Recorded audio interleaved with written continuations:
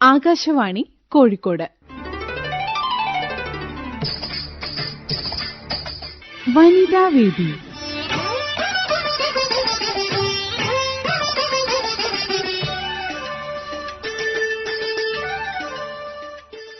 June 21 അന്താരാഷ്ട്ര യോഗാ ദിനം.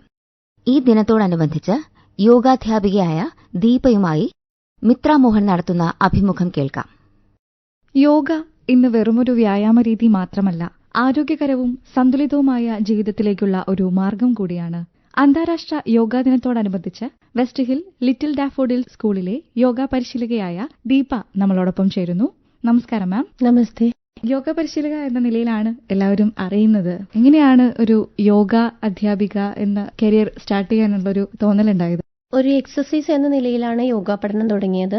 അപ്പൊ യോഗ ചെയ്ത് കഴിഞ്ഞപ്പോൾ ശരീരത്തിന് കിട്ടിയ ഉന്മേഷവും മനസ്സിന് കിട്ടിയ ഒരു ശാന്തതയുമാണ് യോഗേനെ കൂടുതൽ യോഗയെപ്പറ്റി എനിക്ക് അറിയാൻ താല്പര്യം ജനിച്ചത്. അപ്പൊ അങ്ങനെ അതൊരു എന്റെ ജീവിത ശൈലിയുടെ ഭാഗമായി മാറി. എന്നെ മാറ്റിയെടുത്ത് ഈ കഴിവ് മറ്റുള്ളവരിലേക്ക് ഒന്ന് പകർന്നു കൊടുക്കണം എന്നൊരു ആഗ്രഹമാണ് എന്നെ ഒരു യോഗ ടീച്ചറാക്കിയത്. അപ്പൊ ഞാൻ എന്റെ യോഗ പഠനം ആദ്യമായി തുടങ്ങിയത് 15 യോഗ റിസർച്ച് സെന്റർ സ്ഥാപകൻ ഉണ്ണിരാമൻ മാസ്റ്ററുടെ കീഴിലായിരുന്നു. അവിടെ നിന്ന് TTCയും ഡിപ്ലോമയും ചെയ്തു. യോഗ അസോസിയേഷന്റെ സ്ഥാപകനായിട്ടുള്ള ഒരു രാഘവ മാസ്റ്റർ അടുത്തുനിന്ന് ഡിപ്ലോമ ചെയ്തു. അതിനുശേഷം യൂണിവേഴ്സിറ്റിയിലെ PG ഡിപ്ലോമ, MSc യോഗ എന്നിവ ചെയ്തു. ആയുഷ് മിനിസ്ട്രിയുടെ ഒരു yoga level 3 course, yoga evaluator and teacher എന്നൊരു കോഴ്സ് ചെയ്തു. പിന്നെ അതിന്റെ കൂടെ ഞാൻ ഒരു കൗൺസിലിംഗ് സൈക്കോളജി കോഴ്സ് കൂടെ ചെയ്തിട്ടുണ്ട്. ക്രിയായോഗയിൽ ബേസിക് ലെവൽ കഴിഞ്ഞതാണ്. പലരും യോഗ ഒരു ശരീരത്തിന്റെ ആരോഗ്യമാണെന്നുള്ള രീതിയിൽ പറയും. കൂടുതലായിട്ടും പറയുകയാണെങ്കിൽ അതൊരു ജീവിതശൈലിയല്ലേ? തീർച്ചയായും യോഗ ഒരു ജീവിതശൈലിയാണ്. യോഗ എന്നത് പലരുടെയും തെറ്റിദ്ധാരണ, ആസനങ്ങൾ ശരീരം കൊണ്ട് ഒരു പല രീതിയിലും ആസനങ്ങൾ ചെയ്തിട്ടുള്ള ഒരു എക്സസൈസ് എന്ന നിലയിലാണ് പലരും ധരിച്ചു വെച്ചിരിക്കുന്നത്. പക്ഷെ യോഗ എന്നാൽ, സംസ്കൃതത്തിൽ യോഗ എന്നാൽ കൂടിച്ചേരുക. യുജ് എന്ന പദത്തിന്റെ അർത്ഥം കൂടിച്ചേരുക എന്നാണ്. അതായത് ശരീരവും മനസ്സും ആത്മാവും തമ്മിലുള്ള കൂടിച്ചേരലാണ് യോഗ. അത് തമ്മിലുള്ള ഐക്യമാണ് യോഗ. ഇപ്പൊ നമ്മൾ കഴിക്കുന്ന ഭക്ഷണം, ചിന്തകൾ, ശ്വസന രീതി, മറ്റുള്ളവരോടുള്ള നമ്മുടെ പെരുമാറ്റം എന്നിവയെല്ലാം യോഗയുടെ ഭാഗമാണ്. ഇതൊരു സമ്പൂർണ്ണ ജീവിതചര്യയാണ്. പലർക്കും യോഗ ചെയ്യാനുള്ള ആഗ്രഹം ഉണ്ടാകും, പക്ഷെ സമയമില്ല, അല്ലെങ്കിൽ എവിടെ നിന്ന് തുടങ്ങണം എന്നുള്ളതിനെ പറ്റി ഒരു ഐഡിയ ഇല്ലാതെ ഉള്ള ആളുകൾ ഉണ്ടാവും. രാവിലെ എഴുന്നേൽക്കാനൊക്കെ മടി, അങ്ങനെയുള്ള ആളുകൾക്ക് പറ്റിയ ഒരു ടിപ്സ് എന്തെങ്കിലും? സമയമില്ല എന്ന് പറയുന്നത് പലപ്പോഴും നമ്മുടെ മുൻഗണനകളുടെ പ്രശ്നമാണ്, നമ്മുടെ പ്രയോറിറ്റിയുടെ പ്രശ്നമാണ് അല്ലെ. നമ്മുടെ ജോലികളൊക്കെ ഏതാണ് ആദ്യം ചെയ്യേണ്ടത്. ഇപ്പൊ നമുക്ക് യോഗ, നമ്മുടെ ശരീരത്തിനോട് നമ്മൾ അധികം ഒന്നും ആത്മാർത്ഥ പുലർത്താറില്ല. ദിവസവും 1 മണിക്കൂർ യോഗയ്ക്ക് വേണ്ടി മാറ്റിവെക്കാൻ കഴിഞ്ഞില്ലെങ്കിൽ ഒരു 10-15 മിനിറ്റ് എങ്കിലും നമുക്ക് ഇതിനായി മാറ്റിവെക്കാം. സിമ്പിൾ ബ്രീതിങ് എക്സസൈസ്, സൂക്ഷ്മ വ്യായാമങ്ങൾ, ഇതൊക്കെ ആദ്യ ദിവസം തന്നെ ഒന്ന് ചെയ്തു തുടങ്ങാം. നമ്മൾ ഫസ്റ്റ് സ്റ്റെപ്പായിട്ട് വേണ്ടത് ഒരു യോഗ മാറ്റ് വാങ്ങിച്ചിട്ട് ദിവസവും നമുക്കായിട്ട് ഒരു ചെറിയ സ്പേസ് വീട്ടിൽ കണ്ടെത്താം. ഇപ്പൊ സ്ത്രീകൾക്കാണെങ്കിൽ അതിനായിട്ട് നമുക്കൊരു മീ ടൈമിന് വേണ്ടിയിട്ടുള്ള ഒരു സ്പേസ് കണ്ടെത്താം. അവിടെ യോഗ മാറ്റ് വിരിച്ച് ഒരു 5 മിനിറ്റ് ദിവസവും ആ യോഗ മാറ്റിൽ ഇരുന്നുകൊണ്ട് ഒന്ന് ശ്വാസത്തിൽ ശ്രദ്ധിച്ചിരിക്കുക. ഇതാണ് ഫസ്റ്റ് സ്റ്റെപ്പായിട്ട് നമുക്ക് ചെയ്യാൻ പറ്റുന്നത്. പിന്നെ ഈ ഒരു 5 മിനിറ്റിൽ അടുത്ത ദിവസം 1 മിനിറ്റ് കൂട്ടി ചെയ്യുക. ഒരു മാസം കഴിയുമ്പോൾ നമ്മൾ ഒരു 30-35 മിനിറ്റ്സ് വരെ നമുക്ക് യോഗയ്ക്ക് വേണ്ടിയിട്ട് സമയം കണ്ടെത്താൻ കഴിയും. യോഗ അഭ്യസിക്കാൻ ഏറ്റവും അനുയോജ്യമായിട്ടുള്ളൊരു പ്രായം ഏതാണ്? യോഗ അഭ്യസിക്കാൻ പ്രായപരിധിയില്ല. പക്ഷെ നമുക്ക് ഇപ്പൊ സ്കൂളിലെ കുട്ടികൾക്കൊക്കെ നമുക്ക് നോക്കുകയാണെങ്കിൽ ഒരു ബ്രീത്തിങ് പാറ്റേൺസ്, കൂടുതൽ ബ്രീത്തിങ് പാറ്റേൺസും കൺട്രോളും ഒക്കെ ആവശ്യമായിട്ടുള്ള അഡ്വാൻസ്ഡ് ആസനങ്ങളും സൂര്യ നമസ്കാരം പോലെ ഡൈനാമിക് ഗ്രൂപ്പ് ഓഫ് ആസനാസും ഒക്കെ കൂടെ കുട്ടികൾക്ക് ചെയ്യുമ്പോൾ നമുക്കൊരു 6-7 ആ വയസ്സ് മുതൽ നമുക്ക് സ്റ്റാർട്ട് ചെയ്യുന്നതാണ് ഉത്തമം എന്നാണ് എന്റെ അഭിപ്രായം. ഈ വർഷത്തെ യോഗയുടെ തീമും അതേപോലെ തന്നെയാണ്, ഹെൽത്തി ഏജിങ്. അപ്പൊ നമുക്കത് ഓരോ പ്രായത്തിനും അതിനനുസരിച്ചുള്ള യോഗ രീതികൾ അവലംബിച്ചുകൊണ്ടുള്ള ഒരു യോഗാമാർഗം സ്വീകരിക്കുന്നതാണ് നല്ലത്. കൂടുതലും പ്രായമായ ആളുകൾ ഇപ്പൊ യോഗയിലേക്ക് വരുന്നുണ്ടല്ലോ അല്ലെ? പ്രായമായുള്ള ആളുകൾക്ക് അവർക്കുള്ള പ്രശ്നങ്ങൾ എന്താണെന്ന് വെച്ചാൽ ആർത്രൈറ്റിസും ഓർമ്മക്കുറവും അങ്ങനെയുള്ള, പിന്നെ ലോൺലിനെസ്, അങ്ങനെയുള്ള ഫീലിംഗ് ഒക്കെ ഉണ്ടാവും. അപ്പൊ ആ ഒരു ചെറിയ സ്ലൈറ്റ് ഡിപ്രഷനും ഈ ഒരു മൂവ്മെന്റ്സിന്റെ പ്രശ്നങ്ങളൊക്കെ ഒന്ന് മാറ്റാൻ വേണ്ടിയിട്ടുള്ള സിമ്പിൾ സ്ട്രെച്ചിങ് എക്സസൈസും സൂക്ഷ്മ വ്യായാമങ്ങളും ബ്രീത്തിങ് എക്സസൈസും മെഡിറ്റേഷനും ഒക്കെ ആയിട്ട് നമുക്ക് യോഗനിദ്രയെല്ലാം ഉള്ള ഒരു പാക്കേജ്, ഒരു സമ്പൂർണ്ണ ഒരു യോഗ ക്ലാസ് തന്നെ നമുക്ക് കൊടുക്കും. അതുകൊണ്ട് തന്നെ ഒരുപാട് പ്രായമായ ആളുകളും ഇപ്പോഴും ഈ യോഗയിലേക്ക് വരുന്നുണ്ട് എന്നറിയാൻ സാധിച്ചിട്ടുണ്ട്. തീർച്ചയായും യോഗയുടെ ഇമ്പോർട്ടൻസ് അവർക്കായിരിക്കും കൂടുതലായിട്ട് മനസ്സിലാക്കാൻ പറ്റുന്നത്. കാരണം യോഗ എന്ന് പറയുന്നത് വെറും ഒരു എക്സസൈസ് അല്ല, ഞാൻ ആദ്യം പറഞ്ഞല്ലോ. ഇതില് യമനിയമങ്ങളും നമ്മുടെ സോഷ്യൽ ഡിസിപ്ലിനും പേഴ്സണൽ ഡിസിപ്ലിനും അങ്ങനെയുള്ള കാര്യങ്ങളും, മീൻസ് നമ്മുടെ ഗോഡായിട്ടുള്ള കണക്ഷൻ അല്ലെങ്കിൽ യൂണിവേഴ്സൽ എനർജി ആയിട്ടുള്ള കണക്ഷനും ഒക്കെ നമ്മൾ ഇതിൽ നമുക്ക് എക്സ്പീരിയൻസ് ചെയ്യാൻ പറ്റുന്നു.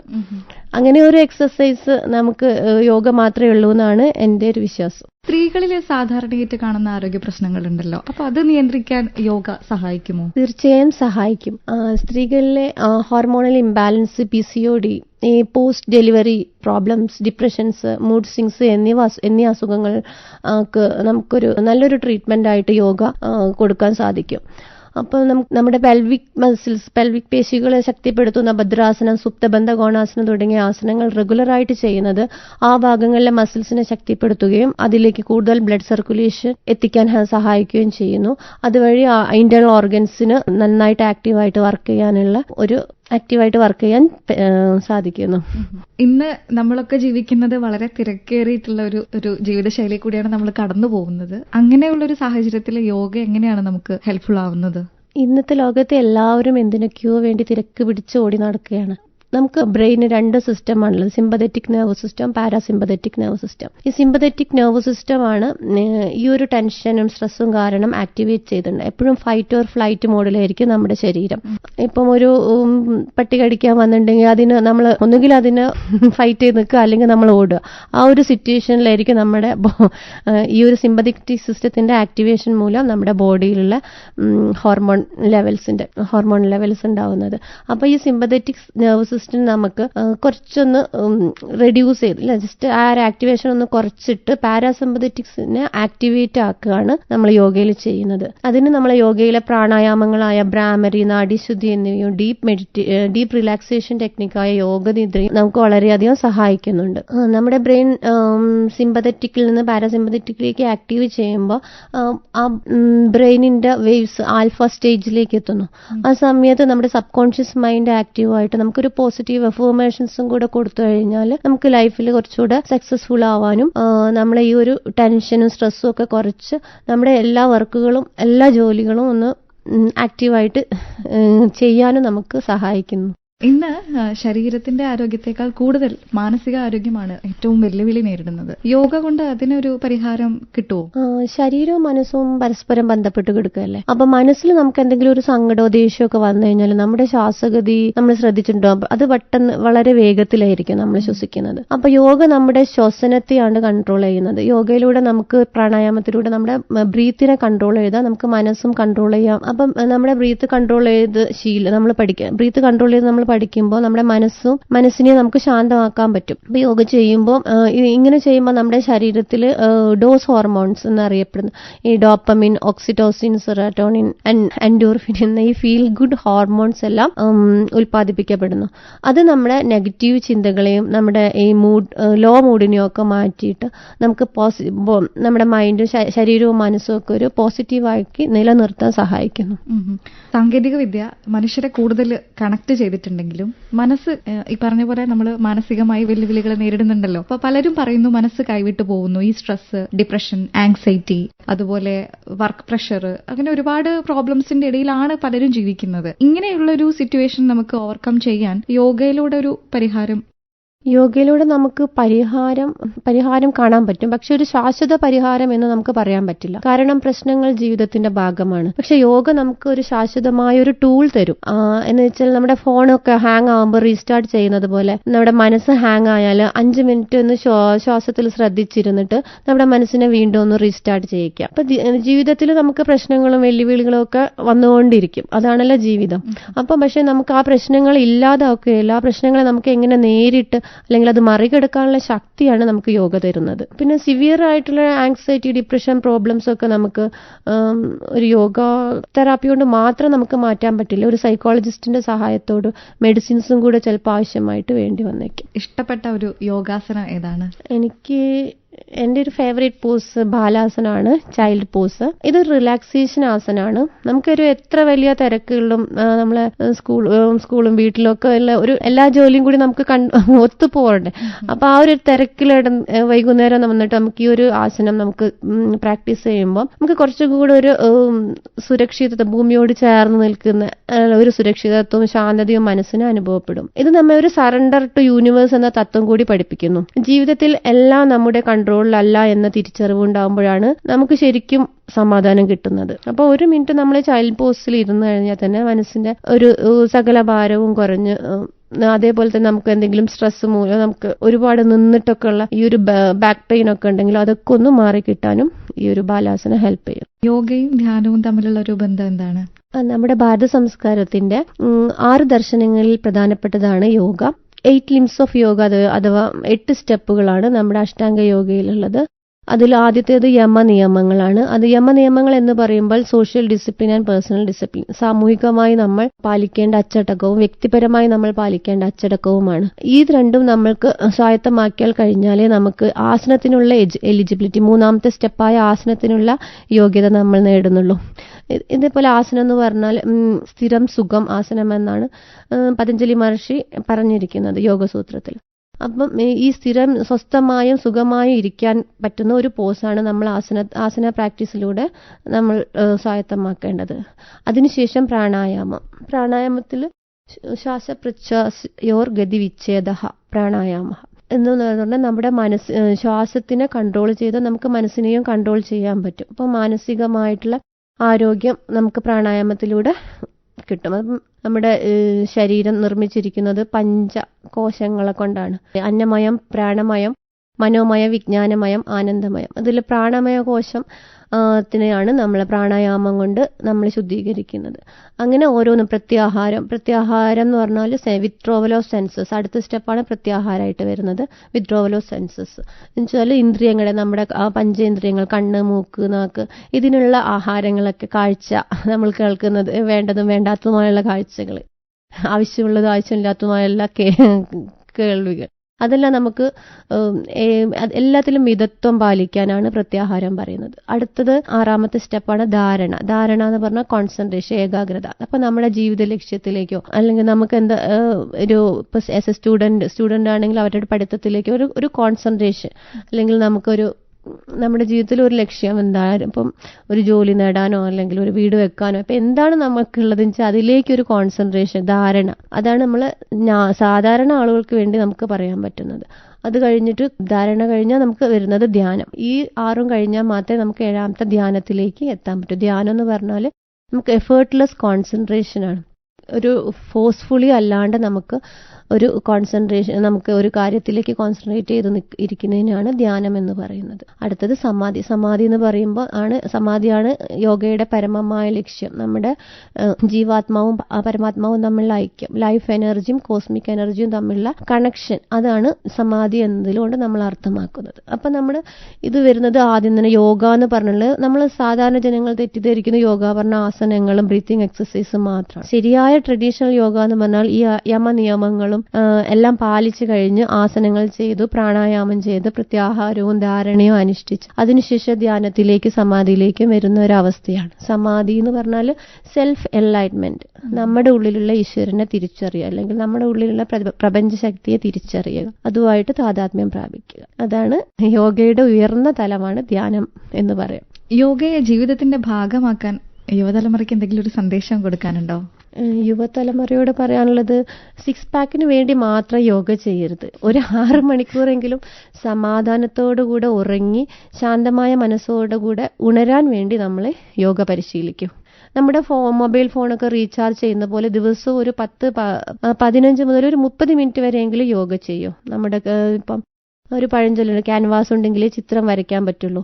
അതേപോലെ നമുക്ക് ആരോഗ്യമുള്ള ശരീരവും മനസ്സും ഉണ്ടെങ്കിലേ ജീവിതത്തിലെ സ്വപ്നങ്ങളും ലക്ഷ്യങ്ങളും ഒക്കെ നമുക്ക് സാക്ഷാത്കരിക്കാൻ പറ്റുള്ളൂ. അതുകൊണ്ട് ഡെയിലി യോഗ ചെയ്യും. ശരീര സൗന്ദര്യത്തിനായിട്ട് ഒരുപാട് ആളുകൾ യോഗയിലേക്ക് ഇപ്പോൾ വരുന്നുണ്ട്. അത് അങ്ങനെ തന്നെയാണോ, അതല്ല മാനസികാരോഗ്യത്തിനും കൂടെയാണോ? ഒരു 80% ആളുകളും വരുന്നത് ബോഡി വെയിറ്റ് റെഡ്യൂസ് ചെയ്യാനും വയറ് കുറയ്ക്കാനും പിന്നെ ബോഡി ഷേപ്പ് അല്ല ടോൺ ചെയ്യാനും പിന്നെ സ്കിൻ ഗ്ലോ ആവാനും അങ്ങനെയുള്ള കാര്യങ്ങൾക്ക് വേണ്ടിയിട്ടുണ്ട്. ഇപ്പോൾ പുതുതായിട്ട് ഫേസ് യോഗ എന്നൊക്കെ രീതിയിലൊക്കെ യോഗ വരുന്നുണ്ട്. അപ്പോൾ അതൊക്കെ ആളുകൾക്ക് ഡിമാൻഡാണ്. ഇപ്പോൾ ഫേസ് യോഗയ്ക്കൊക്കെ ആവശ്യക്കാർ വർദ്ധിച്ചു വരികയാണ്. ഇതെല്ലാം ഒരു ബ്യൂട്ടി കോൺഷ്യസ് ആയിട്ടാണ് അധിക പേരും യോഗ എടുക്കുന്നത്. സോഷ്യൽ മീഡിയയുടെ ഒരു സ്വാധീനം കൂടെ അതിലുണ്ട്. അപ്പം ഒരു 20% ആളുകളെങ്കിലും അസുഖങ്ങൾ മൂലം ബന്ധപ്പെട്ടിട്ടുള്ള മാനസിക പ്രശ്നങ്ങൾ കൊണ്ട് വരുന്നവരാണ്. അവർക്ക് ശരിയായ ഒരു ട്രീറ്റ്മെന്റ്, ഒരു തെറാപ്പി പോലെ നമുക്ക് യോഗ കൊടുക്കും. ഈ സോഷ്യൽ മീഡിയയുടെ ഒരു സ്വാധീനം യോഗയുടെ ഒരു പ്രാധാന്യം വർദ്ധിപ്പിക്കുകയല്ലേ? ഒരുപാട് ആളുകൾ അതിലൂടെയാണ് അറിയുന്നത്. യോഗയിലൂടെ നമുക്ക് ഇപ്പം മാം നേരത്തെ പറഞ്ഞ പോലെ മാനസികാരോഗ്യം മെച്ചപ്പെടുത്താനും അതുപോലെ ശരീര സൗന്ദര്യത്തിനൊക്കെ. അപ്പൊ അത് ശരിക്കും ഒരു പ്രാധാന്യത്തെ കൂട്ടുകയല്ലേ? സോഷ്യൽ മീഡിയയുടെ സ്വാധീനം നല്ലതും ചീത്തയും ഉണ്ട്. കാരണം കോടിക്കണക്കിന് ആളുകൾ യോഗയുടെ റീൽസും വീഡിയോസും കണ്ട് യോഗയെക്കുറിച്ച് അവർക്ക് അറിയാൻ പറ്റി. അവർ പല ആളുകളും ഓൺലൈൻ പ്ലാറ്റ്ഫോം ഉപയോഗിച്ചിട്ട് യോഗ ചെയ്യാൻ തുടങ്ങി. പക്ഷെ അതിലുള്ളൊരു നെഗറ്റീവ് ഡ്രോബാക്ക് എന്താണെന്ന് വെച്ചാൽ നമ്മൾ അഡ്വാൻസ് ആസനങ്ങളും ഈ ഒരു ഫ്ലോ ഓഫ് യോഗ പോലുള്ള അങ്ങനെയുള്ള ആസനങ്ങളൊക്കെ കണ്ടിട്ട് ഇത് മാത്രമാണ് യോഗ എന്ന് വിശ്വസിക്കുന്ന പലരും അങ്ങനെ തെറ്റിദ്ധരിക്കും. യഥാർത്ഥ യോഗ എന്നാൽ ശരിയായ ശ്വസന രീതിയും മനസ്സിന്റെ ശാന്തതയും ഇതെല്ലാം ചേർന്ന ഒരു ജീവിത ശൈലിയാണ്. അപ്പം ജനറലി ആക്റ്റീവായ ഒരാൾക്ക് വേണമെങ്കിൽ ഒരു വെൽനസ് ട്രെയിനിങ് പോലെ നമുക്ക് ഓൺലൈൻ പ്ലാറ്റ്ഫോം യൂസ് ചെയ്തിട്ട് നമുക്ക് യോഗ പരിശീലിക്കാവുന്നതാണ്. പക്ഷേ ഒരു അസുഖങ്ങൾ, പ്രത്യേക അസുഖത്തിന് വേണ്ടി ട്രീറ്റ്മെന്റിന്റെ ഭാഗമായിട്ട് യോഗയ്ക്ക് പോവുകയാണെങ്കിൽ എൻ്റെ അഭിപ്രായത്തിൽ ഒരു നല്ലൊരു ഗുരുവിൻ്റെ അടുത്ത് നിന്ന് ഒരു ട്രഡീഷണൽ യോഗ പരിശീലിക്കുന്നതായിരിക്കും നല്ലത്. അല്ലെങ്കിൽ ഒരു തെറാപ്പിസ്റ്റ്, നല്ലൊരു എക്സ്പീരിയൻസ് ആയിട്ടുള്ള ഒരു യോഗ തെറാപ്പിസ്റ്റിന്റെ അടുത്ത് പോയിട്ട് യോഗ പരിശീലിക്കുന്നതായിരിക്കും ഏറ്റവും അഭികാമ്യം.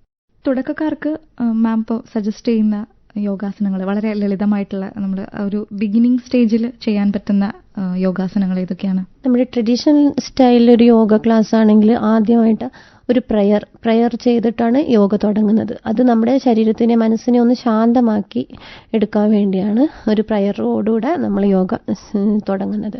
അതിനുശേഷം നമുക്ക് ബോഡിയിലെ എല്ലാ ജോയിൻസിനും നമുക്ക് ഒരു വഴക്കം കിട്ടാൻ വേണ്ടിയിട്ടുള്ള ലൂസനിങ് എക്സസൈസ് ആണ് നമ്മൾ കൊടുക്കുന്നത്. അതിന് സൂക്ഷ്മ വ്യായാമങ്ങൾ എന്ന് പറയും.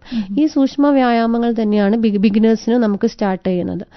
അതിനുശേഷം സ്ട്രെച്ചിങ്, ഹാൻഡ് സ്ട്രെച്ച്, ബ്രീത്തിൽ ആംഗിൾ സ്ട്രെച്ച്, അങ്ങനെയുള്ള സ്ട്രെച്ച് ബ്രീത്തിങ്ങിന്റെ കൂടെയുള്ള ഹാൻഡ് സ്ട്രെച്ചിങ് നമുക്ക് ചെയ്യാൻ പറ്റും. Upper body stretching, lower body stretching, അങ്ങനെ സ്ട്രെച്ചിങ് എക്സസൈസ് കൊടുക്കാം. പിന്നെ നമുക്ക് മെല്ലെ മെല്ലെ ആസനാസ് സ്റ്റാർട്ട് ചെയ്യാം. താടാസന, പാദഹസ്താസന തുടങ്ങിയ അത് ഒരു സിമ്പിൾ ആയിട്ടുള്ള ചെറിയ സിമ്പിൾ വേരിയേഷൻസ് ആയിട്ടുള്ളത് നമുക്ക് ചെയ്യാൻ പറ്റും. യോഗ ചെയ്യുന്ന സമയത്ത് നമ്മൾ എന്തെങ്കിലും ഒരു തയ്യാറെടുപ്പുകൾ, ശ്രദ്ധിക്കേണ്ട കാര്യങ്ങൾ എന്തെങ്കിലും? യോഗ നമ്മളെ വീട്ടിൽ നിന്ന് ചെയ്യുമ്പോൾ നമുക്ക് കുറച്ച് എയർ സർക്കുലേഷനുള്ള റൂം തിരഞ്ഞെടുക്കുക. പിന്നെ നമ്മൾ ഉപയോഗിക്കുന്നത് ഡ്രസ്സ് കുറച്ചുകൂടെ നമുക്ക് ലൂസായിട്ട്, കോട്ടൺ ക്ലോത്ത്സ് ആണ് കുറച്ചുകൂടെ നല്ലത്. കുറച്ച് ലൂസായിട്ടുള്ള കംഫർട്ടബിൾ ആയിട്ടുള്ളൊരു ക്ലോത്താണ് നല്ലത്. പിന്നെ നമ്മളൊരു പ്രയറോട് നമ്മുടെ റിലീജിയൻ വിശ്വാസം വെച്ച് ഒരു പ്രയർ ചെയ്തിട്ട് നമുക്ക് യോഗ സ്റ്റാർട്ട് ചെയ്യാം. അതിനുശേഷം സിമ്പിൾ ബ്രീത്തിങ് എക്സസൈസ് ചെയ്യാം.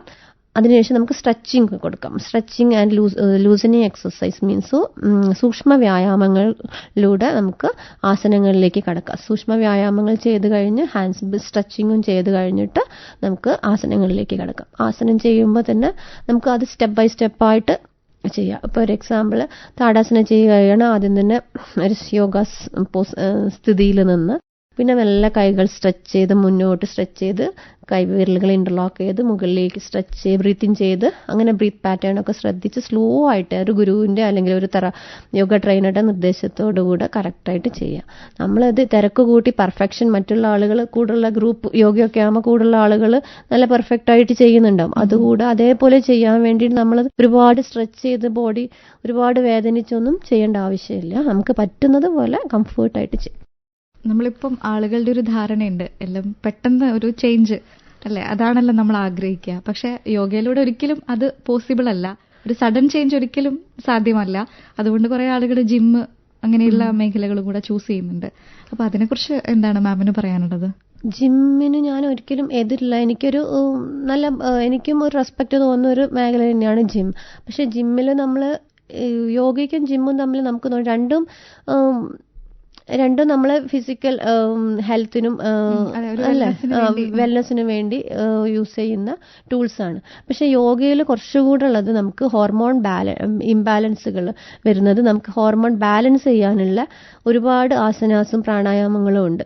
അതേപോലെ ഡീപ്പ് റിലാക്സേഷൻ ടെക്നിക്സും ഒക്കെ ഉണ്ട്. പക്ഷെ പിന്നെ ജിമ്മ് കൂടുതലായിട്ടും മസിൽ ഡെവലപ്മെന്റിനും ബോൺ സ്ട്രെങ്ത്തിനും ഒക്കെ വേണ്ടിയിട്ടാണ് കൂടുതലും യൂസ് ചെയ്യുന്നത്. 10 വർഷമായിട്ട് വെസ്റ്റ് ഹിൽ ലിറ്റിൽ ഡാഫോഡിൽ സ്കൂളിൽ വർക്ക് ചെയ്യാണ്. സ്കൂളിൽ ഇപ്പം ഏതൊക്കെ ക്ലാസ്സിലുള്ള കുട്ടികൾക്കാണ് ഇപ്പോൾ യോഗ പരിശീലിപ്പിക്കുന്നത്? ഫസ്റ്റ് സ്റ്റാൻഡേർഡ് മുതൽ 10th സ്റ്റാൻഡേർഡ് വരെയുള്ള കുട്ടികൾക്ക് നമ്മൾ യോഗ കൊടുക്കുന്നുണ്ട്. കുട്ടികൾ എങ്ങനെ വളരെ ഇൻട്രസ്റ്റഡ് ആയിട്ടാണ്? കുട്ടികൾ അതിൽ യോഗ ചെയ്യാൻ വളരെ ഇൻട്രസ്റ്റഡ് ആണ്. അവർ ഇൻട്രസ്റ്റ് കാണിക്കാറുണ്ട്. കാരണം അവർക്ക് യോഗയിലെ ബ്രീത്തിങ് എക്സസൈസും പിന്നെ ബോഡി, ചെറിയ കുട്ടികൾക്ക് എന്താ വെച്ചാൽ ബോഡി ഇപ്പൊ വീൽ പോസ് ഒക്കെ ചക്രാസനൊക്കെ കാണിക്കാൻ, അങ്ങനെ എനിക്കിത് കിട്ടി, അങ്ങനെ അവർ ആ പൊസിഷനിൽ എത്തിക്കഴിഞ്ഞാൽ ഭയങ്കര എക്സൈറ്റഡ് ആണ്. അപ്പൊ അവരെ ബോഡി ഇങ്ങനെയൊക്കെ വളയ്ക്കാൻ പറ്റുന്നുണ്ട്, അല്ലെങ്കിൽ ഇങ്ങനെയൊക്കെ ഒരു ബാലൻസ് ചെയ്യാൻ പറ്റുന്നുണ്ട്. അങ്ങനെയൊക്കെ ചെറിയ കുട്ടികൾക്ക് അതൊക്കെയാണ് ഏറ്റവും ഇഷ്ടം. പിന്നെ വലിയ ക്ലാസ്സിൽ എത്തുമ്പോൾ അവർക്ക് അത് നമ്മൾ ഇന്റഗ്രേറ്റഡ്, ഇപ്പം NEP പ്രകാരം നമുക്ക് എല്ലാ സബ്ജക്റ്റും ഇന്റർ ഡിസിപ്ലിനറി ആയിട്ട് അങ്ങനെ ചെയ്യുന്നുണ്ട്, ഇന്റർഡിസിപ്ലിനറി ആയിട്ട് ചെയ്യുന്നുണ്ട്. അപ്പം യോഗയും സോഷ്യൽ സയൻസും തമ്മിലുള്ള ബന്ധം, അപ്പം യോഗയുടെ ഒറിജിൻ ഓഫ് യോഗ, അപ്പം സിന്ധു വാലി സിവിലൈസേഷൻ ഒക്കെ ആയിട്ട് കണക്ട് ചെയ്ത് പറയാം. അപ്പം സയൻസ് ആകുമ്പോൾ നമ്മുടെ പ്രാണായാമം എങ്ങനെയാണ് എങ്ങനെയാണ് വർക്ക് ചെയ്യുന്നത്, അത് സയൻസുമായിട്ട് നമുക്ക് പ്രാണായാമം ചെയ്യുമ്പോൾ ലങ്സിന്റെ കപ്പാസിറ്റി എങ്ങനെ വർദ്ധിക്കുന്നു, പിന്നെ അതിലെന്തൊക്കെ കെമിക്കൽ റിയാക്ഷൻസ് ആണ് നടക്കുന്നത്, അതിൽ ബോർ ഇഫക്റ്റ്, അങ്ങനെയുള്ള കാര്യങ്ങളൊക്കെ നമുക്ക് കുട്ടികളോട് പറഞ്ഞ് വലിയ ക്ലാസ്സിലാകുമ്പോൾ അതൊക്കെ നമുക്കൊന്ന് കണക്ട് ചെയ്ത് പറയാൻ പറ്റും. യോഗാ ദിനത്തോടനുബന്ധിച്ച് എന്തൊക്കെയാണ് പ്രോഗ്രാംസ് സ്കൂളിൽ കണ്ടക്ട് ചെയ്യുന്നത്? യോഗാ ദിനത്തോടനുബന്ധിച്ച് ചെറിയ ക്ലാസ് മുതൽ ഹയർ ക്ലാസ് വരെ നമ്മൾ സ്ഥിരമായിട്ട് വിവിധ പ്രോഗ്രാം കണ്ടക്ട് ചെയ്യാറുണ്ട്. ഇപ്പൊ painting competition, poster making competition, slogan writing, poetry and ചില സമയത്തിൽ ഡിബേറ്റ്സ് വെക്കാറുണ്ട്. അതൊക്കെ കുട്ടികൾക്ക് ഇഷ്ടമാണ്. പിന്നെ PPT പ്രസന്റേഷൻ, ഏതെങ്കിലും ഒരു ടോപ്പിക് യോഗയായിട്ട് റിലേറ്റഡ് ആയിട്ട് അല്ലെങ്കിൽ തീം ഒക്കെ കൊടുത്തിട്ട് നമ്മൾ ഈ വർഷത്തെ theme yoga four healthy ageing, അപ്പൊ അങ്ങനെയൊക്കെ ഒരു തീം കൊടുത്തിട്ട് PPT പ്രസന്റേഷൻ ഉണ്ടാക്കിയിട്ട് കുട്ടികളെ കൊണ്ട് തന്നെ ക്ലാസ് എടുപ്പിച്ചൊരു സെമിനാർ പോലെയൊക്കെയുള്ള ഒരു കോമ്പറ്റീഷൻ വെക്കാറുണ്ട്. പിന്നെ മാസ് യോഗ അസംബ്ലിയിൽ കൊടുക്കാറുണ്ട്. ഇല്ലെങ്കിൽ ഒരു ചീഫ് ഗസ്റ്റിനെ വിളിച്ചിട്ട് അവരെ കൊണ്ടൊരു സ്പീച്ച്, ഇമ്പോർട്ടൻസ് ഓഫ് യോഗ, അപ്പോൾ ഒരു സ്പീച്ചും മെഡിറ്റേഷനും ഒക്കെ സ്ഥിരമായിട്ട് ഞങ്ങൾ കണ്ടക്ട് ചെയ്യാറുണ്ട്. യോഗ കേവലം ഒരു ദിവസം മാത്രമായിട്ട് ഒതുങ്ങേണ്ടതല്ല, നമ്മുടെ ജീവിതത്തിന്റെ ഒരു ഭാഗമാകേണ്ടതാണ്, ഒരു ജീവിത ശൈലി തന്നെയാണ്. നമ്മളോടൊപ്പം ഇത്രയും നേരം ചെലവഴിച്ചതിന്, ഒരുപാട് കാര്യങ്ങൾ പറഞ്ഞു തന്നതിന് ഒരുപാട് നന്ദിയുണ്ട്. Thank you. ജൂൺ 21 അന്താരാഷ്ട്ര യോഗ ദിനത്തോടനുബന്ധിച്ച് യോഗാധ്യാപികയായ ദീപയുമായി മിത്ര മോഹൻ നടത്തിയ അഭിമുഖമാണ് ഇതുവരെ കേട്ടത്. വനിതാവേദി.